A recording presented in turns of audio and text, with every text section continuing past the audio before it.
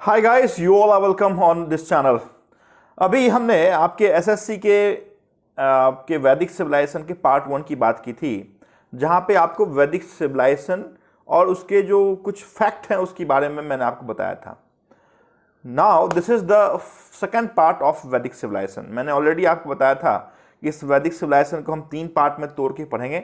Already part 1 आपके साथ share कर दिया है। This is the part 2 of वैदिक सिविलाइजेशन, जहाँ पे अलग अलग जो लिटरेरी सोर्स है उसके बारे में हम जानने की कोशिश करेंगे कि वेद के बाद आपके ब्राह्मण कौन कौन से हैं, पुराण कौन कौन सी है, उपनिषद क्या है, दर्शन क्या है, या फिर वेदांग जैसे इंपॉर्टेंट नाम और उसके प्रणेता कौन कौन से हैं। तो चलें शुरुआत करते हैं आपकी आज की class. This is second part of वैदिक सिविलाइजेशन। तो स्पष्ट मैंने आपके लिए लिखा भी है कि दिस सेकेंड पार्ट। एक पार्ट और है जहाँ पे हम आपके ऋग्वैदिक फेज और पोस्ट ऋग्वैदिक फेज की बात करेंगे। तो जब करेंगे तो उसके बाद हम उस समय देखेंगे। अभी हम शुरुआत करते हैं सेकेंड पार्ट। सेकेंड पार्ट में क्या लिखा है बेसिकली मैंने, तो देखें आप। ऋग्वेद, सामवेद, यजुर्वेद और अथर्ववेद, ये ऑलरेडी आपके साथ डिस्कस कर दिया है कि क्या ये वेद हैं, प्राचीनतम कौन है, 10 मैनकाइंड है, 7वें में क्या है, 9th में क्या है, 10th में क्या है।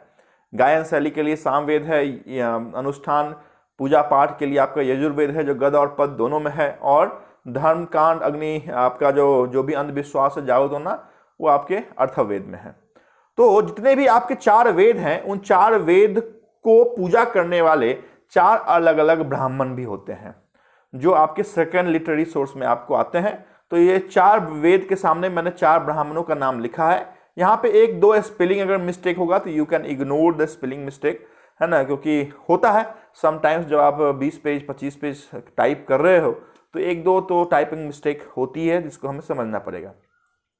और चलें यहाँ पे आपको यू हैव टू रिमेंबर कि who is the Brahmana for Rigveda, similarly for Samaveda and Yajurveda and finally Atharvaveda. तो यहाँ पर स्पष्ट मैंने लिखा है the Brahmana for Rigveda is Aitareya and Kaushitaki, for Samaveda this is Panchavimsha, for Yajurveda ये तैत्तिरीय और शतपथ हैं, एंड फॉर अथर्ववेद ब्राह्मण का नाम गोपद के नाम से हम जानते हैं। देखिए आप कहेंगे कि सर वहां भी आपने बात किया था जिस समय ऋग्वेद की बात कर रहे थे तो होत्री या उद्गात्री, है ना, या अर्धवर्यु या ब्रह्मा की बात की थी। यस, वो ब्राह्मण नहीं थे, ये वो उच्चारण करने वाले को हम बोलते थे। बट ब्राह्मण जो हैं, जो ऋग्वेद के पाठ करने वाले ब्राह्मण होते हैं वो यही 4 हैं। तो फॉर ऋग्वेद फिर से मैं एक बार रिपीट करता हूं, ऐत्रेय एंड कौशिकी। सामवेद के लिए जो आपके ब्राह्मण हैं वो है Panchavimsha, for Yajurveda Taittiriya and for Atharvaveda this is Gopatha, है ना। तो समटाइम्स ऐसा हो भी सकता है कि 4 अलग अलग मतलब किसी भी वेइंग में आपको इन 4 वेदों का नाम दे दे और जंबल तरीके से आपको उनके ब्राह्मणों का नाम दे। You have to cross sign कि ऋग्वेद के लिए डी नंबर होगा या यजुर्वेद के लिए ए नंबर होगा, तो वो क्रॉस आपको मिलाने के लिए दिया जा सकता है। सिमिलरली जब आप स्टेट लेवल पीसीएस में जाएंगे या एसएससी सीजीएल तक की आप जाएंगे तो वहां पे आपको सुमेल करने में दिया जा सकता है। बट फॉर लोअर लेवल इतना आप जानते हैं तो काफी है। चलेंगे आगे और बात करेंगे हम उपनिषद की। देखिए यहाँ पे one thing is very very important. There are 2 words, one is called Vedanta and second is called Vedanga. तो यहां पे जो स्पेलिंग लिखा हुआ है आपके इस वेदांत का, उसके अंत में देखें टीए लिखा हुआ है, क्लियर। तो दिस इज कॉल्ड वेदांत, और वेदांत का ही दूसरा नाम है उपनिषद, clear. But Vedang will be very very different, जिसकी बात हम थोड़ी देर के बाद करने वाले हैं। तो उपनिषद का दूसरा नाम वेदांत है जिसके अंत में टीए होगा। This you have to be confirm, otherwise Vedanga पढ़ाऊंगा तो वेदांत लगेगा, वेदांत पढ़ाऊंगा तो वेदांग लगेगा।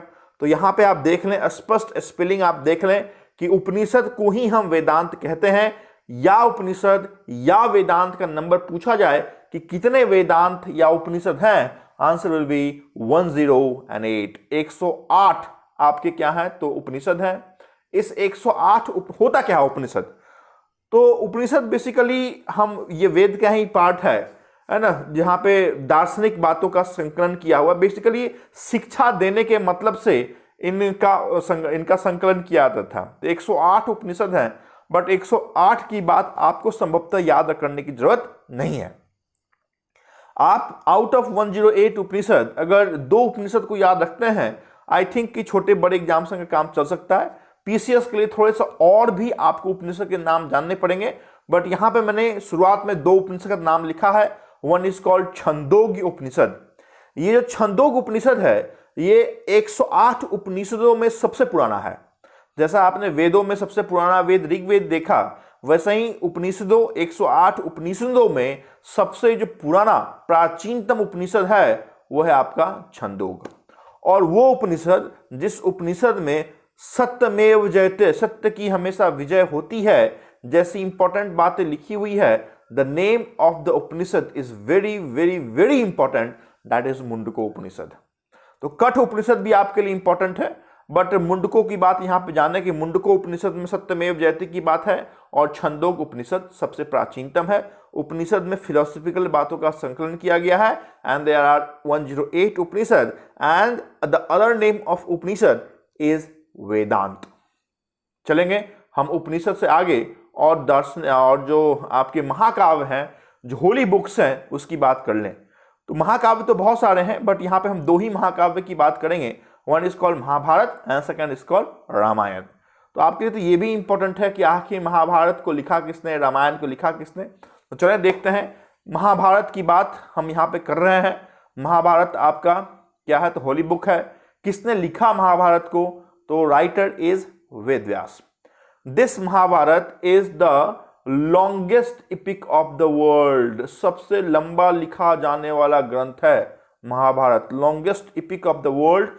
1 लाख से भी ज्यादा श्लोक हैं इसमें, 18 चैप्टर में डिविजिबल है, 14 दिनों की वॉर की बातें लिखी हुई है। और इस महाभारत को जिस अदर नाम से हम जानते हैं, this question was asked in IBPS PO examination in the year 2014। वो नाम है जय संहिता या फिर सहस्त्र संहिता। फिर से बोलता हूं, महाभारत के लिए इंपॉर्टेंट बातें कि महाभारत की रचना जिस व्यक्ति ने की उसका नाम है वेद व्यास। वर्ल्ड की लिखी हुई सबसे लंबी आपकी ग्रंथ है, 1 लाख श्लोक हैं, जिसमें 14 दिनों की लड़ाई 18 अलग अलग चैप्टरों में लिखी हुई है। और इस महाभारत को जिस दूसरे नाम से हम जानते हैं वो है जय संहिता या सहस्त्र संहिता, है ना। बार बार इसको आप रिपीट करें तो ही याद रहेगा, है ना, कि ये महाभारत है। महाभारत के आगे अब चलेंगे तो हम रामायण की बात करेंगे कि रामायण को किसने लिखा, तो वाल्मीकि ने लिखा। जैसे महाभारत सबसे लंबा था, वैसे ही रामायण क्या है, सबसे पुराना है ना। आदि काव्य के भी नाम से हम इसे जानते हैं। 24,000 श्लोक हैं और 7 अलग अलग इसमें क्या है, तो कांड है। क्लियर। तो सबसे लंबा पूछा जाए महाभारत, सबसे पुराना पूछा जाए रामायण, वेद व्यास पूछा जाए महाभारत, वाल्मीकि पूछा जाए रामायण, जय संहिता सहस्त्र संहिता पूछा जाए डायरेक्ट महाभारत में जाएंगे। महाभारत में कितने दिनों की लड़ाई हुई, दिस इज ऑल्सो इंपॉर्टेंट। 14 दिनों की लड़ाई हुई। कितने चैप्टर में डिवीजन है महाभारत का, 18 चैप्टर में है। तो ऐसे करके अलग अलग ऑब्जेक्टिव के रूप में आपको याद करना पड़ेगा। प्राचीन वंशों की आखान, प्राचीन वंशों के बारे में गुणगान करने वाला जो आपका प्राचीनतम ग्रंथ या जिसे आप लिटरेरी सोर्स कह सकते हैं फॉर वैदिक सिविलाइजेशन इज पुराण। पुराण को हम प्राचीन वंशों की आखान करने वाला ग्रंथ भी कहते हैं। जैसे उपनिषद या वेदांत 108 थे, तो उस 108 में अगर 0 आप गायब कर दें तो आपको मालूम चलेगा कि पुराण हमारे पास 18 है। सबसे प्राचीन जो आपकी मौर्य साम्राज्य है उसकी जो विश्लेषण है वो इसी पुराण में आपको देखने को मिलती है। क्लियर। सबसे प्राचीनतम पुराण कौन सा है, तो मत्स्य पुराण सबसे प्राचीनतम है। जैसे छंदोग्य उपनिषद आपने देखा था सबसे प्राचीनतम है, वैसे ही पुराण 18 में आप जाने कि सबसे प्राचीनतम पुराण जो है वो मत्स्य है और सबसे नवीनतम जो लेटेस्ट पुराण ऐड किया गया है वह स्कंद पुराण है। देखिए 108 अगर उपनिषद है तो 108 का नाम आप याद करना नहीं है। अगर 18 पुराण है तो 118 का नाम याद करना ना पॉसिबल है, ना आप कर पाएंगे, ना मैं आपको बता सकता हूं। क्लियर। तो जितनी बात मैं आपको बता रहा हूं पहले वो याद कर लें। आप अगर SSC लेवल तक के एग्जामिनेशन की तैयारी कर रहे हैं इतना काफी है। PCS की अगर कर रहे हैं थोड़ा सा यहाँ पर उपनिषद आपको कुछ और उपनिषद 4-5 उपनिषद जानने पड़ेंगे, जिसकी बात मैं आने वाले दौर में करूंगा आपके साथ, है ना। तो ये मैंने आपको बताया कि पुराण 18, मत्स्य सबसे पुराना, स्कंद नवीनतम पुराण। जंगल में बैठ के और दर्शन फिलोसॉफिकल बातें करना और उसका संकलन करना, दिस इज कॉल्ड दर्शन। दार्शनिक बातों का विश्लेषण दर्शन में होता है। 6 के 6 दर्शन आपके लिए इंपॉर्टेंट हैं। दर्शन कितने हैं तो पहले तो यही इंपॉर्टेंट है, दर्शन कितने हैं 6, उपनिषद कितने हैं 108, पुराण कितने हैं 18, वेद कितने हैं तो 4, उपवेद कितने हैं तो 4, वेदांग कितने हैं तो 6, वेदांत कितने हैं तो 6। ऐसे ही करके आपको याद करना पड़ेगा। जब तक नहीं याद करेंगे तब तक पॉसिबिलिटी नहीं है कि जब तक एग्जाम से ना क्वेश्चन आएगा तो आप बहुत आसानी से कॉन्फिडेंस के साथ उसको टिक मार्क कर सकते हैं। चलें दर्शन की बात हम करते हैं। जैसा आपको मालूम है कि दर्शन 6 हैं और इन 6 के नाम प्लस उनको जो संकलन किया है, जो उनके प्रणेता है, उनके भी नाम आपको जानने पड़ेंगे। 6 दर्शन में सबसे जो पहला दर्शन है वो है सांख्य। सांख्य बनाया किसने तो कपिल ऋषि ने बनाया। न्याय किसने बनाया गौतम ऋषि ने बनाया। वैशेषिक किसने बनाया कनाद ने बनाया। योग अभी भी आप जानते हैं कि योग के लिए पतंजलि बहुत पुरानी है, तो पतंजलि ऋषि ने बनाया। पूर्व मीमांसा जैमिनी और उत्तर पोस्ट मीमांसा वाद नारायण। तो ये 6 दर्शन और उसके 6 प्रणेता सांख्य कपिल न्याय गौतम वैशेषिक कनाद योग पतंजलि पूर्व मीमांसा जैमिनी उत्तर मीमांसा वेद नारायण। ऐसे ही आपको याद करना पड़ेगा क्योंकि किसी न किसी रूप से सुमेल करने के लिए आपसे आ सकता है। क्लियर। चलेंगे वेदांत की बात। देखिए वेदांत की बात हमने उपनिषद के साथ की थी, ये वेदांग है ना। तो वेदांग शायद सबसे नीचे मैंने लिखा है, ये शायद टाइपिंग मिस्टेक है। ये बेसिकली क्या है तो ये उपवेद है जो हाँ यस उपवेद ही लिखा हुआ, सॉरी मैंने शायद मैं देख नहीं रहा था कि स्क्रीन पे क्या आ रहा है। उपवेद है। वेद कितने हैं तो 4। कौन कौन सा ऋग्वेद सामवेद यजुर्वेद अथर्ववेद ऑलरेडी हमने पढ़ लिया, ऑलरेडी आपने याद कर लिया है। तो वेद के बाद जो उसके सब्सिडरी डिवीजन पे आएंगे उसको हम बोलेंगे उपवेद। कितने हैं तो जितने वेद उतने ही उपवेद। कौन कौन से हैं तो धनुर्वेद। धनुर्वेद में क्या लिखा हुआ है तो नाम से यह स्पष्ट है कि धनुष चलाने की बात लिखी हुई होगी। धनुष कब चलाते हैं तो वॉर की टेक्निक, जब वॉर की बात होती तभी चलाते हैं। तो पूछा जाएगा कि धनुर्वेद या वॉर टेक्निक्स कौन से उपवेद में लिखा हुआ है, यह टिक मार्क ऑन धनुर्वेद। वैसे ही सॉन्ग कौन से उपवेद में लिखा हुआ है गंधर्व वेद। आप कहते हैं मैं शिल्पकार को बुला रहा हूं, मुझे घर का निर्माण करना है, मुझे वास्तुशास्त्र के आधार पर घर बनाना है, दैट इज कॉल्ड शिल्प वेद। शिल्प वेद में क्या होगा तो इंजीनियरिंग की बातें होगी, आर्किटेक्चर की बातें हैं। और बीमार पड़ते हैं तो हम बोलते हैं कि हमने आयुर्वेद दे लिया है, तो ये मेडिसिन की बात होगी वो आयुर्वेद में होगा। तो देयर आर 4 उपवेद। आयुर्वेद में मेडिसिन की बातें हैं, गंधर्व वेद में गायन की बातें हैं, शिल्प वेद में आर्किटेक्चर की बातें हैं एंड धनुर्वेद में वॉर टेक्निक की बातें हैं। कितनी सरलता के साथ मैं आपको बता रहा हूं, उतनी ही सरलता के साथ आपको याद रखना है। हिस्ट्री बहुत रोचक है, बशर्ते your interest has to be there. आपका अगर इंटरेस्ट रहेगा तो बहुत अच्छे ढंग से आपको याद होगा। इंटरेस्ट नहीं रहेगा और बार बार आप रट्टा मारने की कोशिश करेंगे तो हिस्ट्री कहता है कि रात पढ़ा दिन सफा। रात में पढ़िएगा और सुबह में गायब हो जाएगा कि आपने बेसिकली पढ़ा क्या है। इस कारण से मैं बोलता हूं हिस्ट्री में इंटरेस्ट रखने की बात बहुत इंपॉर्टेंट है। तो इंटरेस्ट रखिए, सफलता पाइए। चलेंगे हम वेदांग की ओर। वेदांग कितने हैं तो 6 वेदांग हैं। वेदांत कितने थे 108 थे, तो कि वेदांत उपनिषद था। यहां पे वेदांग की बात है, कितने हैं 6 वेदांग हैं। वेदांग होता क्या तो नाम से लगा कि वेदांग मतलब वेद का अंग। वेदों का जो अंग होता है, वेद को सरलता से समझने के लिए जो बातें हम कहते हैं दैट इज कॉल्ड वेदांग। वेदों का अंग है। कितने हैं तो 6 हैं। कौन कौन से हैं तो शिक्षा है। शिक्षा में क्या लिखा हुआ है उच्चारण लिखा हुआ है। कल्प है, क्या लिखा हुआ रिचुअल्स लिखा हुआ, विधि लिखा हुआ है।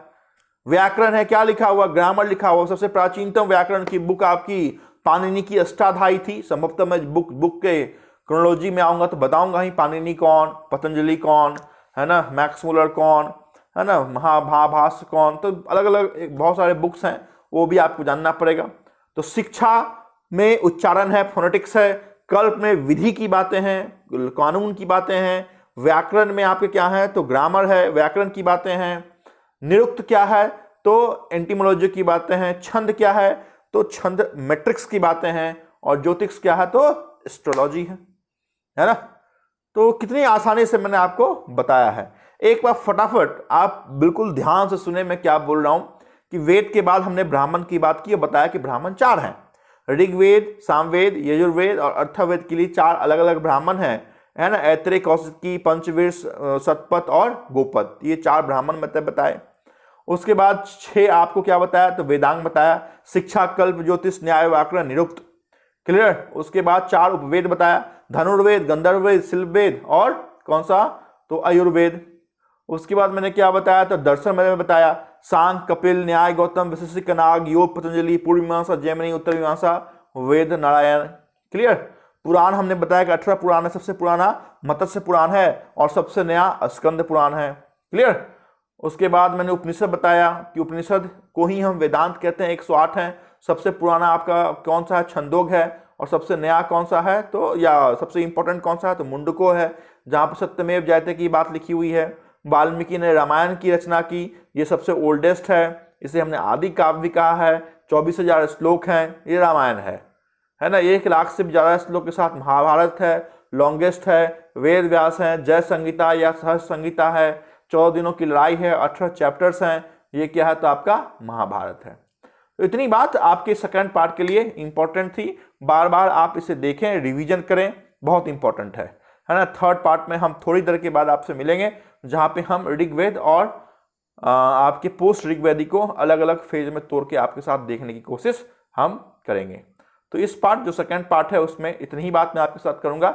आपने इस चैनल पे जो इंपॉर्टेंट जो भी चल रही है, चाहे वो मैथ, रीजनिंग, इंग्लिश, जीएस की बात चल रही है, बहुत गंभीरता के साथ लें, क्योंकि मैं बहुत गंभीरता के साथ कोई भी फैक्ट को चूज करता हूं, फिर उतनी ही बार बताता हूं जो आपसे एग्जामिनेशन में पूछा जा सकता है।